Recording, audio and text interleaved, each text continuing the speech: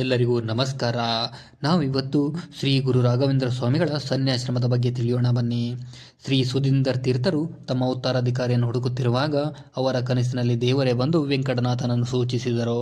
ಈ ವಿಷಯವನ್ನು ಶ್ರೀ ಸುಧೀಂದರ್ ತೀರ್ಥರು ವೆಂಕಟನಾಥನಿಗೆ ತಿಳಿಸಿದಾಗ ವೆಂಕಟನಾಥನು ಪತ್ನಿ ಮತ್ತು ಮಗನನ್ನು ನೆನೆಸಿ ನಕಾರಾತ್ಮಕ ಉತ್ತರ ಕೊಟ್ಟರು.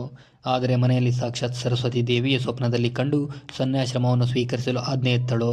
ಇದರಿಂದ ಮನಸ್ಸು ಬದಲಿಸಿದ ವೆಂಕಟನಾಥನು ಫಾಲ್ಗುಣ ಶುಕ್ಲ ದ್ವಿತೀಯದಂದು ತಂಜಾವೂರಿನಲ್ಲಿ ತನ್ನ ಗುರುಗಳಾದ ಶ್ರೀ ಸುಧೀಂದರ್ ತೀರ್ಥರ ಸಮ್ಮುಖದಲ್ಲಿ ಸನ್ಯಾಶ್ರಮವನ್ನು ಸ್ವೀಕರಿಸಿ ಶ್ರೀ ರಾಘವೇಂದ್ರ ಸ್ವಾಮಿಗಳೆಂದು ನಾಮಾಂಕಿತರಾದರು.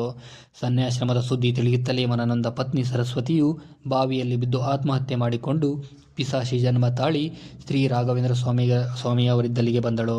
ತಮ್ಮ ಪೂರ್ವಾಶ್ರಮದ ಪತ್ನಿಯನ್ನು ಈ ಅವಸ್ಥೆಯಲ್ಲಿ ನೋಡಿ ತೀರ್ಥವನ್ನು ಆಕೆ ಮೇಲೆ ಸಿಂಪಡಿಸಿ ಆಕೆಗೆ ಮೋಕ್ಷ ದೊರಕುವಂತೆ ಮಾಡಿಕೊಟ್ಟರು.